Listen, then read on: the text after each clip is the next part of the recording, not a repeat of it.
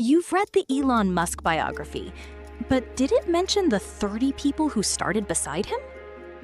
By Wednesday, 25 had walked out. By Friday, only 3 were left. He was one of them. The tunnel had no ventilation. The steam could kill you in 30 minutes. In his words, there is no escape. By the end of this video, you'll know what Musk actually said about surviving that week, and why the version of him that walked out of that tunnel was the only version capable of what came next. June 1988, 17 years old. He landed in Montreal with a bag and a name, an uncle no one could find. He called directory assistants, then called his mother collect. The uncle had left for Minnesota. Musk had nowhere to go. He bought a $100 bus pass and crossed Canada alone. What he found at the end of that ride, no one prepared him for. We'll show you the exact moment the tunnel almost ended him, and the one thing that kept him from walking out. And we'll show you what Musk himself said, word for word, about the week that the future nearly didn't happen. But first, before the boiler room, there was a farm, a grain bin, and a birthday cake shared with strangers. The cousin didn't know him. Musk called from the bus station. A stranger answered and said, "Come over." He tended vegetables. He shoveled grain bins. Manual work under a flat Saskatchewan sky. Then came his 18th birthday. No childhood friends, no family, a cake, and strangers. He shared it with people he'd met days earlier. No one in that room knew who he would become. The farm was just the beginning. The next job would nearly finish him. He walked into the unemployment office and asked one question: which job pays the most? The answer was a boiler room, a lumber mill, $18 an hour. First, you put on a hazmat suit. Then you shimmy through a tunnel you can barely fit in.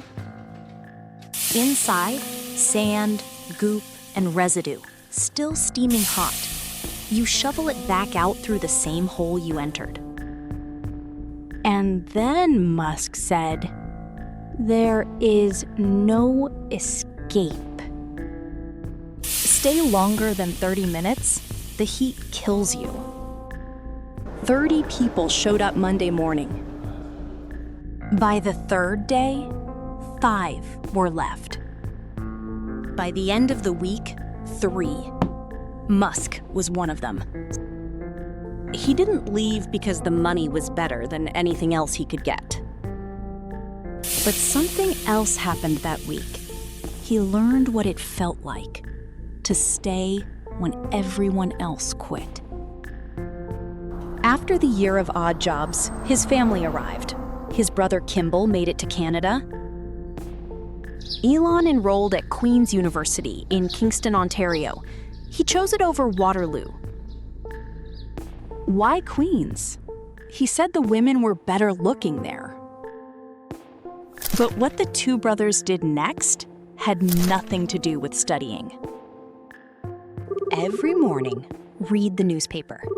Find one interesting person, then cold call them and ask for lunch.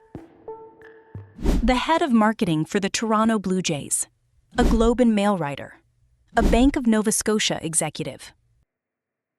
One executive remembered the call clearly. He said he was not in the habit of getting requests like that. It took 6 months to get on his calendar. They made a 3-hour train ride to show up. But business wasn't the only place he refused to give up. He asked a girl at Queen's for ice cream. She left a note. She had to study. He found her best friend, asked for her favorite flavor, showed up anyway. 2 cones, both melting. At one party, the same girl. His second sentence to her: "Do you think about electric cars?" She said she could tell this person was very different. The man who shoveled sludge for $18 an hour was already thinking about the future. Not about surviving, not about the tunnel, about what came after and what could be built. He survived because he needed the money, and he refused to stop. That week, 30 people showed up. 3 walked out. One of them was already thinking about electric cars and solar power. The job that almost broke Elon Musk. Apparently, that was exactly the point. He spent a year surviving and was already planning the next 10. Do you think most people could hold both at the same time? I'm genuinely curious what you think. Next chapter. Musk and Kimball pool their last dollars, buy a beat-up BMW, and drive into the desert with no air conditioning and one idea. Subscribe so you don't miss it.